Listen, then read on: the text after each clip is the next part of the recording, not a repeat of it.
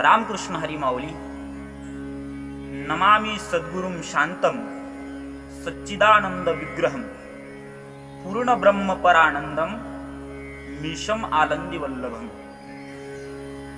मुक्त कैवल्य तेजोनिधी माऊली ज्ञानोबाराय आणि ज्ञानोबारायांच्याच कृपेनं ज्ञानोबारायाच्या चरित्राच्या दुसऱ्या भागाला आपण या व्हिडिओच्या माध्यमातून सुरुवात करतोय। ज्यांनी कोणी याच्या अगोदरचा व्हिडिओ पाहिला नाही त्यांनी तो चरित्राचा व्हिडिओ पाहून घ्या, म्हणजे हे चरित्र तुमच्या चांगलं लक्षामध्ये येईल। आणि जे नवीन आहेत त्यांनी या चॅनलला सबस्क्राईब करा, लाईक करा, जेणेकरून ज्ञानोबारायांचं चरित्र जास्तीत जास्त लोकांपर्यंत पोहोचेल। आपण याच्या अगोदरच्या व्हिडिओमध्ये बघितलं की विठ्ठलपंतांनी संन्यास आश्रमातून ग्रस्त आश्रम स्वीकारला। हे काही आळंदीच्या ब्राह्मणाला मान्य झालं नाही, पटलं नाही, आणि त्यामुळं त्यांनी विठ्ठलपंताचं सगळं कुटुंब बहिष्कृत केलं, त्यांना वाळीमध्ये टाकलं। आळंदीमध्ये त्यांना राहू दिलं नाही, ते बाहेर सिद्धबेटामध्ये राहू लागले आणि सिद्धबेटामध्ये त्यांचा संसार चालू आहे। समाजाचा उपद्रव देणं चालू आहे, त्रास देणं चालू आहे, अनेक प्रकारचे संकट त्यांच्यावर आहेत। पण विठ्ठलपंत आणि रुक्मिणी माता दोघांचंही जीवन अध्यात्मानं समृद्ध असल्यामुळे त्यांना एवढं माहित होतं की संसार हा नेहमी परिवर्तनशील, नेहमी बदलत राहतो। जसं नदीला दोन काठा असतात तसे संसारातही दोन काठा असतात, सुखाचे आणि दुःखाचे। नेहमी संसारात सुखही राहत नाही, नेहमी दुःखही राहत नाही। श्रुती म्हणते सुखस्य नंतरम दुःखम दुःखस्य नंतरम सुखम न नित्यम लभते सुखम न नित्य लभते दुःखम। हे संसाराचं वर्णन केलेलं आहे। संसारामध्ये नेहमी सुखही राहत नाही, नेहमी दुःखही राहत नाही। सुखाच्या नंतर दुःख आहे, दुःखाच्या नंतर सुख आहे। असं म्हणतात की संसार म्हणजे चिखलात चालण्यासारखं आहे, ज्याच्यात पळताही येत नाही आणि थकवा आला म्हणून खाली बसताही येत नाही। आणि हे विठ्ठलपंतांना चांगलं माहित होतं। त्यामुळं समाजानं कितीही जरी त्रास दिला तरी ते सगळा त्रास सहन करत करत भगवंताचं नामस्मरण करत करत आपला संसार, आपलं जीवन व्यतीत करत होते। पण जसं रखरखत्या आणि निर्जल अशा वाळवंटामध्ये पांतस्थ असणाऱ्या एखाद्या वाटसरूला पाण्याचं तळ दिसावं, विहिरी दिसावी, मग जसा त्याला आनंद वाटतो, तसं दुःखानं व्यापलेलं यांचं जीवन, पण यांच्याही जीवनात आनंद निर्माण झाला कधी? यांच्या संसार रूपी वृक्षाला 4 गोड फळं लागली। निवृत्तीनाथ, ज्ञानोबाराय, सोपान काका आणि मुक्ताबाई यांचा जन्म झाला। मोठा आनंद त्यांना वाटला। मुक्ताबाईचं खेळणं, मुक्ताबाईचं हसणं, सोपान काकाचं मुक्ताबाईवर, आपल्या बहिणीवर असलेलं प्रेम, अगदी कमी वयात ज्ञानोबारायाचा असलेला समजूतदारपणा, आणि या तिन्ही भावंडांना ज्या पद्धतीने निवृत्तीनाथ सांभाळतात, हे सगळं पाहून रुक्मिणी माता आणि विठ्ठलपंतांना आनंद वाटायचा। आई जेव्हा आईच्या उदरामध्ये जेव्हा लेकरू राहतं तेव्हा अनंत प्रकारच्या वेदना त्या आईला होतात, त्या स्त्रीला होतात। आणि ज्या वेळेस लेकरू जन्म घेतं, ज्या दिवशी जन्म घेतं, त्यावेळेस मरणप्राय वेदना त्या स्त्रीला होतात, त्या आईला होतात। पण तरी सुद्धा आपल्या लेकराचं मुख पाहिल्याच्या नंतर जसं ती आई आतापर्यंत झालेल्या सगळ्या वेदना, आतापर्यंत झालेला सगळा त्रास, आतापर्यंत झालेलं सगळं दुःख विसरून जाते, तसंच समाजाने जेवढा काही त्रास आतापर्यंत दिला ते सगळा त्रास, ते सगळं दुःख, त्या सगळ्या वेदना विठ्ठलपंत आणि रुक्मिणी माता विसरून गेल्या। 4 मुलं त्यांना झाली आणि आपल्या त्या कुटुंबात ते समाधानी होते, प्रसन्न अंतकरणानं संसार त्यांचा चालू आहे। पण दिवसामागे दिवस जात होते, समाजाचा उपद्रव वाढत चालला होता। ज्या पद्धतीनं समाज विठ्ठलपंत आणि रुक्मिणी मातेला त्रास देऊ लागला. आता त्याच पद्धतीनं समाज ज्ञानोबराय, निवृत्तीनाथ, सोपान काका आणि मुक्ताबाईला त्रास देत. काळ फार पुढे सरकला होता आणि आता मात्र विठ्ठलपंतांना काळजी पडू लागली, रुक्मिणी मातेला काळजी पडू लागली. कारण विठ्ठलपंतांना दुःख याचं नाही की समाज आपल्याला त्रास देतो, पण जेव्हा तोच त्रास लेकरांना व्हायचा तेव्हा मात्र त्यांना दुःख वाटायचं, फार मोठं दुःख वाटायचं. रुक्मिणी माता विठ्ठलपंताजवळ येऊन म्हणते की अहो, समाजाने आपल्याला आतापर्यंत भरपूर त्रास दिला, कदाचित समाजानं आपल्याला मरेपर्यंतही समाजात घेतलं नाही तरी काही हरकत नाही, पण निदान आपल्या लेकराला तरी समाजात घेतलं पाहिजेत. याच्यासाठी तुम्ही काहीतरी करा, आईवडिलाचं ते कर्तव्य. आणि विठ्ठलपंताचंही अंतकरण बापाचं अंतकरण आणि बापाचं विशेष प्रेम मुलावरती राहत. अहो, श्रावण महिना हे पवित्र, अष्टमीचा दिवस हे, रात्री 12 वाजलेले आहेत, बाहेर धोधो पाऊस चालू आहे. यमुना नदीला एवढा पूर आला की मोठमोठी झाडंही त्या नदीत, त्या पुरात राहत नाही. कंसाच्या भयानं, कंसाच्या भीतीनं वासुदेवानी टोपलीत आपल्या मुलाला घेतलं, भगवान कृष्णाला घेतलं आणि गोकुळात जाण्यासाठी निघाले.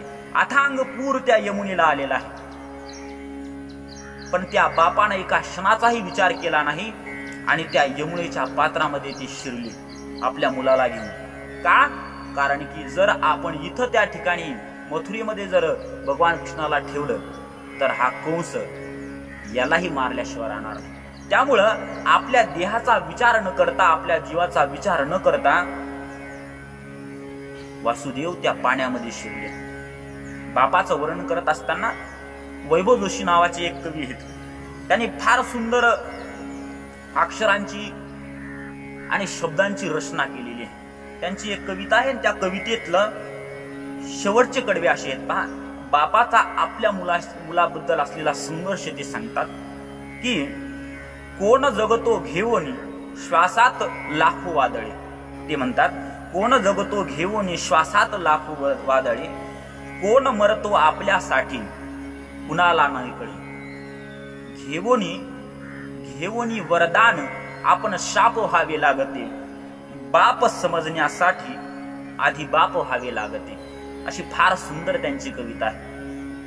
आणि विठ्ठलपंतांना आपल्या जीवनात आलेलं दुःख याचं काही वाटत नाही, पण तोच त्रास, तेच दुःख जेव्हा आपल्या मुलाला समाज देऊ लागला तेव्हा मात्र त्यांना फार काळजी वाटू लागली, फार दुःख वाटू लागलं. आणि मग त्यांनी दोघांनी विचार केला की आता काहीच नाही, आपल्या मुलाचा उपनयन संस्कार करायचा, मौजी बंधन करायचं किंवा मुंज करायची. आणि मग विठ्ठलपंत आळंदीच्या ब्राह्मणाकडे आले आणि सांगितले की अहो, तुम्ही सर्वांनी मला बहिष्कृत केलं, वाडीमध्ये टाकलं, तुम्ही जो न्याय दिला तो मला मान्य आहे, माझ्याकडून चूक घडली, माझ्याकडून अपराध घडला, तो अपराधही मला मान्य आहे आणि तुम्ही वाळीत टाकलं हेही मला मान्य आहे, पण निदान माझी 4 मुलं, त्यांच्यासाठी तरी तुम्ही एवढं निष्ठुर त्या ठिकाणी होऊ नका, त्यांना तरी पदरामध्ये घ्या, त्यांना तरी समाजामध्ये घ्या. हात जोडून आळंदीच्या ब्राह्मणांना विठ्ठलपंतांनी विनंती केली, पण कोणीही त्यांना समाजामध्ये घ्यायला तयार नाही. वेळोवेळी त्यांनी पाय धरले पण समाज ऐकायला तयार नाही. त्यामुळं विठ्ठलपंतांनी विचार केला की आता आळंदीतल्या ब्राह्मणांना विचारून काही फायदा होणार नाही, हे आपल्या मुलाला समाजात घेणार नाही, दुसरा काहीतरी विचार करावा लागल. आणि मग शेवटी त्यांनी विचार केला की आता धर्माचं पीठ असणारं जे धर्मपीठ हे पैठण, त्या पैठणला आपण जाऊ आणि तिथून आपल्या मुलासाठी न्याय मागू, त्यांना न्याय मागू. रुक्मिणी मातेला त्या ठिकाणी विठ्ठलपंतांनी सांगितलं की हे आळंदीचे ब्राह्मण जर आपल्याला न्याय देत नसतील काही हरकत नाही, आपण न्याय धर्मपीठातून मागू आणि धर्मपीठानं दिलेला न्याय यांना मान्य करावाच लागेल. आणि रुक्मिणी मातेनं सांगितलं काही हरकत नाही, तुम्ही आता पैठणला जा, तिथून आपल्या लेकरासाठी न्याय त्या ठिकाणी घेऊन या. विठ्ठलपंत तडक पैठणला निघाले मोठ्या आशेनं की आपल्या लेकराला न्याय मिळेल. धर्मपीठ असणारं ते पैठण, त्या पैठण मध्ये आले धर्मसभेमध्ये आल्याच्या नंतर धर्मसभा भरलेली आहे, चतुर्वेदी ब्राह्मण त्या धर्मसभेमध्ये आहेत आणि त्या धर्मसभेमध्ये विठ्ठलपंत उभे राहिले, सगळ्यांना प्रणाम केला आणि आपला परिचय द्यायला सुरुवात केली. सांगितलं की अहो, माझं नाव विठ्ठलपंत गोविंदपंत कुलकर्णी, माझं मूळ गाव आपेगाव आहे, पण मी आता आळंदीमध्ये राहतो. आळंदीमध्ये असणारे सिद्धोपंत यांची कन्या रुक्मिणी हिच्याशी माझा विवाह झालेला आहे, पण विवाह होऊन जवळजवळ 7-8 वर्ष मला संतती झाली नाही.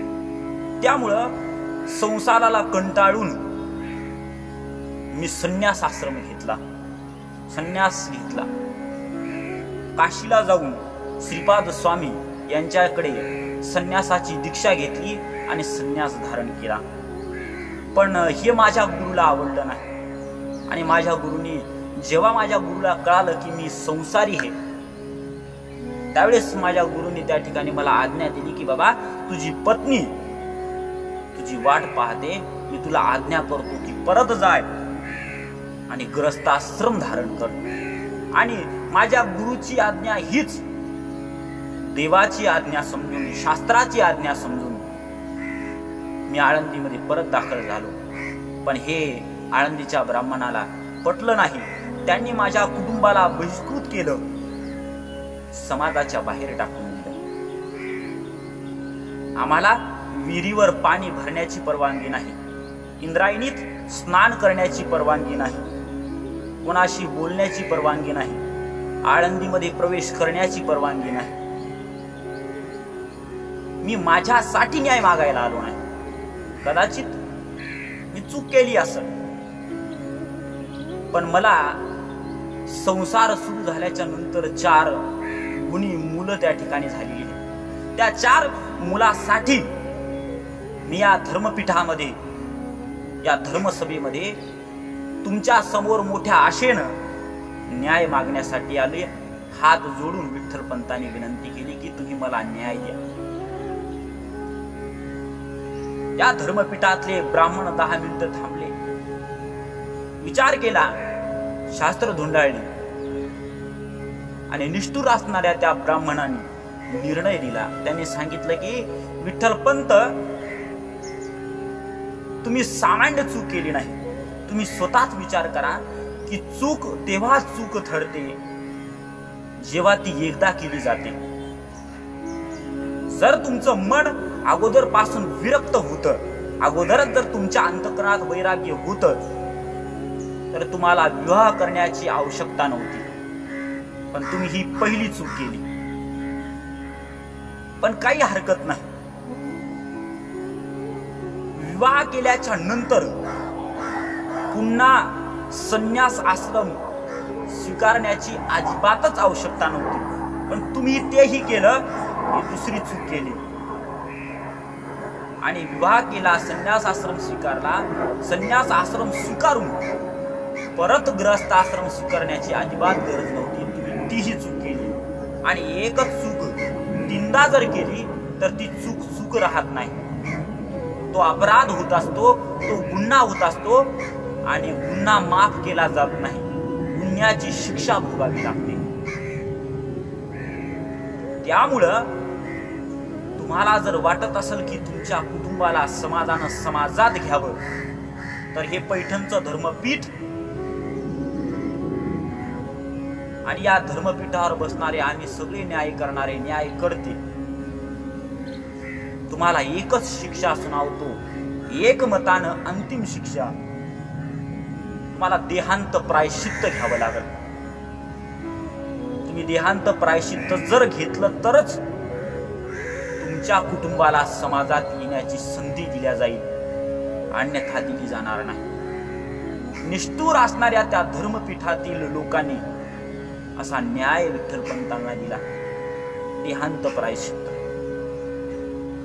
पण त्या बापाने एक क्षणाचाही विचार केला नाही. जसा निर्णय त्या धर्मपीठानं देहांत प्रायश्चित्ताचा दिला, तसाच विठ्ठलपंतांनी तो निर्णय हात जोडून मान्य केला की काही हरकत नाही, मी देहांत प्रायश्चित्त घ्यायला तयार आहे, पण तसं तुम्ही मला कागदोपत्री लिहून द्या, जेणेकरून ते मला आळंदीच्या ब्राह्मणांना दाखवता येईल आणि ते माझ्या कुटुंबामध्ये घेतील. पैठणच्या धर्मपीठातील लोकांनी कागदोपत्री लिहून दिलं, त्याच्यावरती शिक्का मोर्तब केली. तो कागद विठ्ठलपंताच्या हाती दिला. तो कागद घेऊन विठ्ठलपंत थेट आळंदीमध्ये आले. सकाळचे 4 वाजलेले आहेत. 4ही मुलं गाढ झोपलेली आहेत. रुक्मिणी माता मात्र आपल्या पतीची वाट पाहते. सकाळी 4 वाजता विठ्ठलपंत सिद्धबेटामध्ये आले. झोपडीपर्यंत आले. दार वाजवलं. रुक्मिणी मातेनं दार उघडलं. उघडल्याच्या नंतर पाहिलं विठ्ठलपंत आलेले. गडव्यात पाणी घेतलं. पाणी पिण्यासाठी विठ्ठलपंतांना दिलं. विठ्ठलपंतांनी चूळ भरली. थोडंसं पाणी त्यातलं ग्रहण केलं आणि झोपडीमध्ये प्रवेश केला. प्रवेश केल्याच्या नंतर रुक्मिणी मातेनं ताट वाढलं आणि सांगितलं की अहो थोडंसं जेवण करून घ्या. विठ्ठलपंत म्हणतात नाही, जेवण करण्याची माझी इच्छा नाही, मला भूक नाही. रुक्मिणी माता म्हणते की अहो इतक्या दूरवरून प्रवास करून आले, पैठण काही जवळ नाही, थोडंसं काहीतरी जेवण करून घ्या. विठ्ठलपंत म्हणतात नाही, पैठणच्या धर्मपीठाने जो निर्णय दिला त्यानं माझं पोटच भरलं, जेवण करण्याची इच्छाच राहिली नाही. रुक्मिणी मातेला आश्चर्य वाटलं. रुक्मिणी माता म्हणते की काय निर्णय दिला धर्मपीठानं, काय सांगितलं त्यांनी, आपल्या मुलाला समाजात घ्यायला तयार आहेत का नाही ते. मोठ्या आशेनं रुक्मिणी माता विचारते. विठ्ठलपंताच्या मुखावर थोडस हसू येऊन विठ्ठलपंत म्हणतात हो, ते आपल्या मुलाला न्याय द्यायला तयार आहेत आणि समाजात घ्यायलाही तयार आहेत. पण एक आठ त्यांनी ठेवली. कोणती आठ? रुक्मिणी माता विचारते. विठ्ठलपंत म्हणतात की त्यांनी सांगितलं की आपल्या मुलाला समाजात घेतल्या जाईल, पण त्याच्यासाठी मला देहांत प्रायश्चित्त घ्यावं लागल. रुक्मिणी मातेनं देहांत प्रायश्चित्त एवढे शब्द ऐकले आणि त्या पतिवर्तेवर दुःखाचा डोंगर कोसळला. देहांत प्रायश्चित्त, आत्महत्या? रुक्मिणी मातेने विचारलं. विठ्ठलपंत म्हणतात हो, मला देहांत प्रायश्चित्त जर घेतलं मी तरच ते आपल्या कुटुंबाला समाजामध्ये घेतील, अन्यथा नाही. रुक्मिणी माता म्हणते की तुम्ही कशाला देहांत प्रायश्चित्त घेता, त्याच्यापेक्षा मी देहांत प्रायश्चित्त घेतो. तुम्ही या ठिकाणी मुलाचा सांभाळ करा. बाप योग्य रीतीनं धाडसीनं आधार देत देत मुलाचा सांभाळ करू शकतो. मला एवढं झापावणार नाही, जमणार नाही. विठ्ठलपंत म्हणतात की अगं रुक्मिणी, आईच मायेनं प्रेमानं 4ही मुलांना सांभाळू शकते, मी सांभाळू शकणार नाही, त्याच्यापेक्षा मीच देहांत प्रायश्चित्त घेतो. रात्रभर दोघांची भांडणं चालू आहेत की मी देहांत प्रायश्चित्त घेतो, मी देहांत प्रायश्चित्त घेतो. आणि सकाळी दोघांचा एक निर्णय झाला आणि दोघांनी ठरवलं की काहीच नाही, दोघांनीही देहांत प्रायश्चित्त घ्यायचं.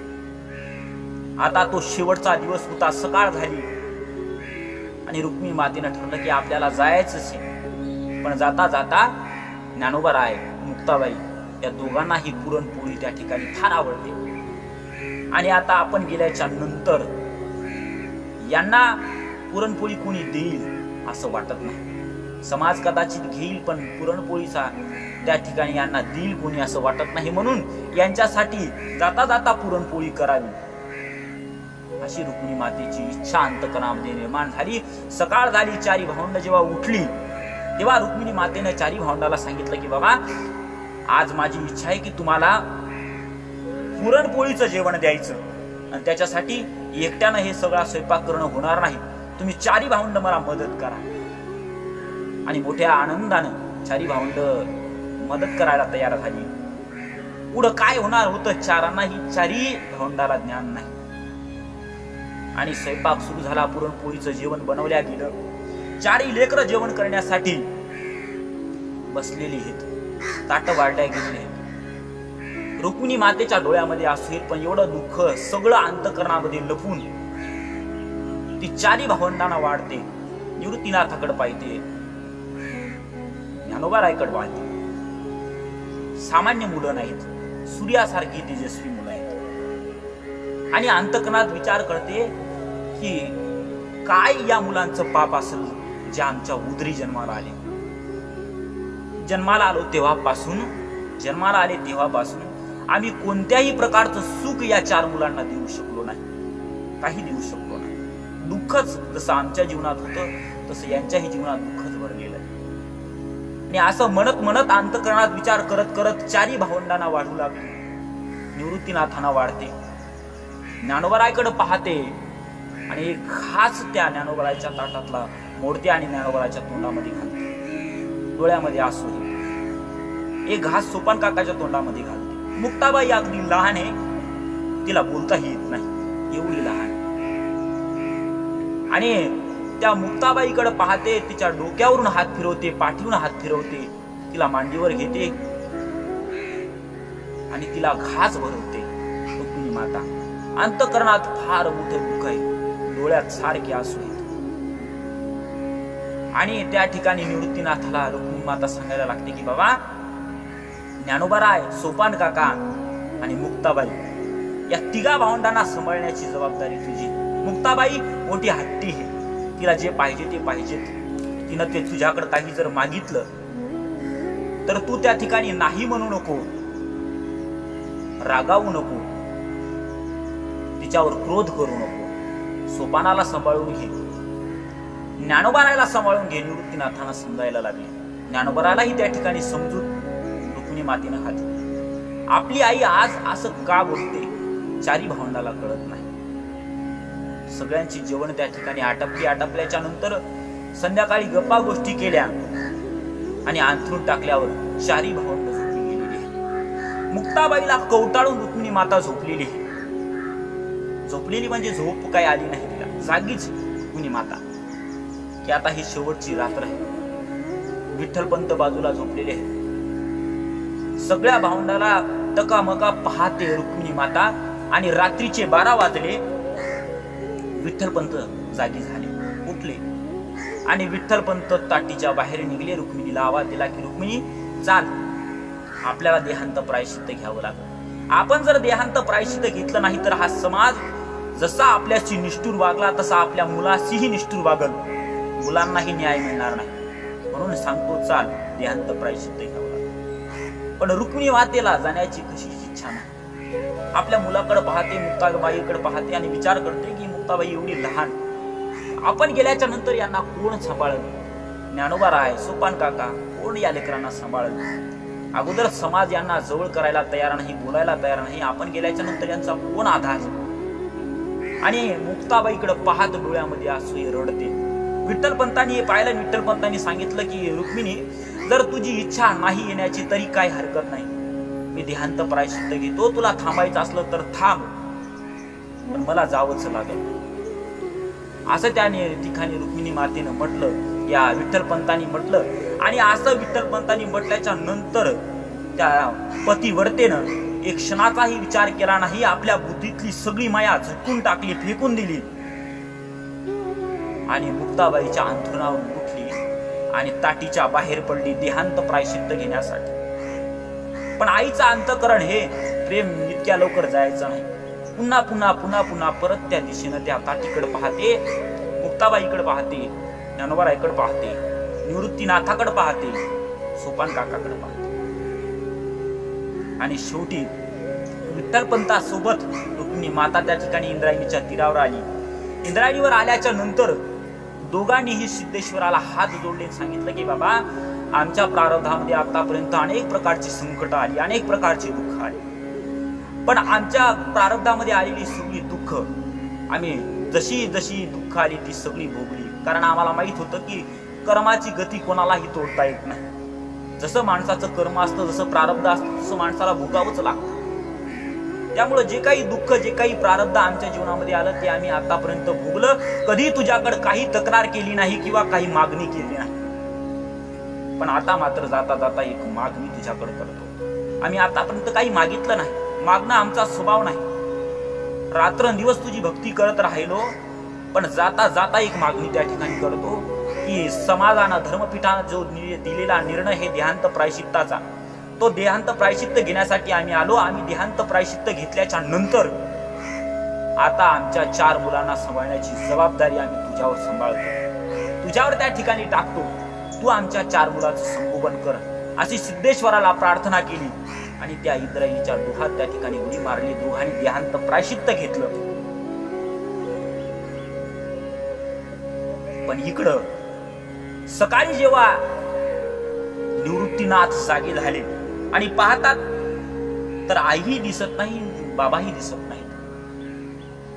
निवृत्तीनाथ ताटीच्या बाहेर आले. इकडं तिकडं त्या सिद्ध बेटामध्ये शोध घेतला, पण कुठेही आई वडील दिसत नाही. परत झोपडीमध्ये शिरले आणि त्यांनी आपल्या उशीशी एक कागद पाहिला, जो विठ्ठलपंतांनी लिहून ठेवला होता. तो कागद पाहिला आणि कागद पाहिल्याच्या नंतर कागद हातामध्ये घेतला आणि समईक जवळ आले आणि त्या समईच्या प्रकाशाखाली तो कागद वाचून पाहिला. वाचून पाहिल्याच्या नंतर त्यांच्या लक्षात आलं की हा कागद आपल्या वडिलांनी लिहिलेला आहे आणि आळंदीतल्या ब्राह्मणांना दिलेला संदेश की बाबा, आतापर्यंत तुम्ही जसा माझा छळ केला तसा माझ्या मुलाचा छळ करू नका. मी पैठणच्या धर्मपीठातून न्याय घेऊन आलो, हा कागदोपत्री न्याय आणलेला आहे, हा न्याय स्वीकारा. त्यांनी जी शिक्षा मला देहांत प्रायश्चित्ताची दिली ती शिक्षा मी ग्रहण करण्यासाठी चाललो. आता तरी माझ्या मुलाचा सांभाळ करा. त्यांना आळंदीमध्ये प्रवेश द्या, इंद्रायणीवर स्नान करण्याची परवानगी द्या, विहिरीवर पाणी पिण्याची परवानगी द्या, त्यांना माणसासारखं वागण्याची परवानगी द्या. असं ते कागदपत्री लिहिलं आणि आम्ही देहांत प्रायश्चित्त घेण्यासाठी चाललो. हे जेव्हा निवृत्तीनाथांना कळालं की आपल्या आईवडिलांनी देहांत प्रायश्चित्त घेतलं, तेव्हा निवृत्तीनाथांचं दुःख आवरता आलं नाही त्यांना आणि मोठा टाहो त्यांनी फोडला. तेवढ्यात ज्ञानोबाराय जागी झाली. ज्ञानोबारायने विचारलं की दादा काय झालं? त्यावेळेस तो कागद ज्ञानोबारायच्या हाती निवृत्तीनाथांनी दिला. तो कागद निवृत्तीनाथांनी वाचला, ज्ञानोबारांनी वाचला आणि ज्ञानोबारालाही कळालं की आपले आई वडील आता राहिले नाही. ज्ञानोबाराही रडायला लागले. सोपान काका उठले, सोपान काकाही रडायला लागले. शेवटी मुक्ताबाई उठली आणि तिघ भावंडही रडतायत. मुक्ताबाई विचारते की अरे दादा काय झालं, रडता कशासाठी? निवृत्तीनाथाला विचारलं. निवृत्तीनाथाला सांगायची ताकद झाली नाही. मोठमोठी जे दुःख भोगतात त्यांना मात्र मुक्ताबाईला सांगण्याची ताकद झाली नाही की आपले आई वडील आता राहिले नाही. ज्ञानोबाराला विचारलं की दादा तू तरी सांग की नेमकं काय झालं. ज्ञानोबाराही सांगायला तयार नाही, सोपान काकाही सांगायला तयार नाही. कागद हातामध्ये घेतला पण त्या एवढूशा मुक्ताईला अक्षराची ओळख नाही, तिला वाचता येत नाही, त्यामुळे तिला काही कळत नव्हतं. शेवटी तिने विचार केला की आपल्या आईवडिलाला विचारू आणि आईवडिलाला शोधायला लागली. आईवडील दिसत नाहीत. निवृत्तीनाथाला विचारलं की दादा आपली आई आपले बाबा दोघंही दिसत नाही, कुठं गेले ते? निवृत्तीनाथ म्हणतात की अगं मुक्ताई, आम्ही त्याच्यासाठीच रडतो की सकाळपासून आई बाबाचा शोध घेतो, दिसत नाही, कुठं गेले माहित नाही. मुक्ताबाई म्हणते की चला आपण ताटीच्या बाहेर जाऊ आणि आळंदीच्या सगळ्या पंचक्रोशी आई वडिलांना पाहू, त्यांचे शोध त्या ठिकाणी घेऊ. निवृत्तीनाथांनी सांगितलं असं करायला हरकत नाही. निवृत्तीनाथ आणि चौघ भावंड त्या ताटीच्या बाहेर पडले आई वडिलाचा शोध घेण्यासाठी. तिघांनाही माहिती की आई वडील राहिले नाही, पण मुक्ताईला कोण सांगणार, कशी तरी समजूत तिची घालावी लागेल म्हणून चौघही बाहेर पडले आई वडिलाचा शोध घेण्यासाठी. आणि शोध घेत घेत आळंदीच्या वेशीवर आले. आळंदीत प्रवेश करणार तेवढ्यात विसोबा खेचर त्याच दिशेनं घोड्यावर बसून येऊ लागले. आल्याच्या नंतर त्यांनी चारी भावंडांना पाहिल्याच्या नंतर त्यांनी तोंड वाकडं केलं आणि सांगितलं की अरे तुम्ही संन्याशाची पोरं सकाळ सकाळी तोंड दाखवायला इकडे कशासाठी आले? विठोबा पंत त्या ठिकाणी बोलायला लागले. त्यावेळेस ज्ञानोबारायने हिंमत करून ज्ञानोबाराय पुढे आले. ज्ञानोबारायने सांगितलं की काका, अहो सकाळपासून आम्ही आमच्या आई वडिलाचा शोध घेतोय, आमचे आई वडील दिसत नाही, सगळीकडे आम्ही शोधलं पण कुठंच ते सापडले नाही. त्यामुळे आम्ही असा विचार केला की कदाचित त्यांनी आळंदीत प्रवेश केला असेल, आळंदीत ते आले असतील, म्हणून त्यांना शोधण्यासाठी आम्ही आळंदीमध्ये चाललो. एकदा आम्हाला आळंदीत जाण्याचा त्या ठिकाणी परवानगी द्या. विसोबा खेचरांनी सांगितलं की अरे तुझे आई वडील आळंदीत येतील कशासाठी? आळंदीतल्या ब्राह्मणांनी त्यांना बहिष्कृत केलेलं हे, समाजाच्या बाहेर टाकलेलं हे, वाळीत टाकलेलं आहे, त्यांना आळंदीमध्ये प्रवेश नाही. त्यामुळं ते आळंदीत येणार नाही. दुसरं कोणी कुठंतरी गेले असतील तिकडे तुम्ही शोध घ्या, इकडे आळंदीत प्रवेश करू नका. ज्ञानोबाराय हात जोडून म्हणतात की अहो एकदा तरी आळंदीमध्ये जाऊ द्या. ज्ञानोबारायांनी त्या विसोबा खिचराचे पाय धरले आणि सांगितलं की काका, अहो एकदा आम्हाला आळंदीत जाण्याची परवानगी द्या. त्यावेळेस मात्र त्या विसोबा खिचराने ज्ञानोबारायला लाथेने लुटून दिलं. ज्ञानोबाराय खाली पडले. अहो ज्या ज्ञानोबारायच्या समाधीवर डोकं ठेवल्याच्या नंतर डोळ्याला आसू येतात. आपल्याला असं वाटतं की काय भाग्यवान ती लोक असली पाहिजेत ज्यांनी ज्ञानोबारायांना पाहिलं. पण तीच लोक ज्ञानोबारायचं तोंड पाहणंही अशुभ समजत होते. ज्ञानोबाराय खाली पडले. निवृत्तीनाथांना मोठा राग आला. निवृत्तीनाथांनी सांगितलं की अहो तुमच्या याच वागण्यानं आमच्या आई वडिलांनी देहांत प्रायश्चित्त घेतलं. त्यांना जाऊन 2 तासही झाले नाही आणि तुम्ही परत आम्हाला लाथा मारायला सुरुवात केली. पण आता हे शब्द ऐकले मुक्ताबाईने आणि मुक्ताबाईला कळालं की आपले आई वडील राहिले नाही. मुक्ताबाईने निवृत्तीनाथाला मागून धरलं आणि सांगितलं की दादा, अरे काय म्हणतो, आपल्या आई वडिलांनी देहांत प्रायश्चित्त घेतलं, ते राहिले नाही. निवृत्तीनाथ म्हणतात, हो मुक्ताबाई, आपले आई वडील राहिले नाही. समाजाच्या उपद्रवानं त्यांनी देहांत प्रायश्चित्त घेतलं. मुक्ताबाई म्हणते की अरे किती वेळचा आपण त्यांना शोधण्यासाठी हिंडतोय, तुम्ही एकदाही मला सांगितलं नाही. निवृत्तीनाथ म्हणतात की अगं मुक्ताबाई, तुला सांगण्याची हिंमत आमच्या तिघापैकी एकाची नव्हती. आम्हाला असं वाटलं की कदाचित तुला हे दुःख सहन व्हायचं नाही म्हणून सांगितलं. शेवटी 4 भावंड रडू लागली.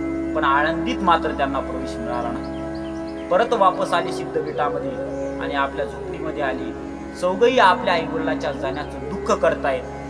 पण निवृत्तीनाथ थोडीशी सावरली आणि निवृत्तीनाथाने विचार केला की आता या 3ही भावंडाचा आई वडील आपल्यालाच होणं आवश्यक आहे. आपणच यांचा आई वडील झालं पाहिजे आणि यांचा सांभाळ केला पाहिजे. यांची दुःख वाटून घेतली पाहिजे. यांना मार्गदर्शन केलं पाहिजे. आपणच आई वडील झालं पाहिजे. आणि तिथून पुढे निवृत्तीनाथ त्या 3ही भावंडाचे आई वडील झाले आणि त्यांचा सांभाळ करू लागले. आता याच्या पुढचं चरित्र आपण पुढच्या भागामध्ये पाहू. आजचं चरित्र इथंच थांबू. नंतरच्या व्हिडिओमध्ये पुढचं चरित्र आपण पाहू. राम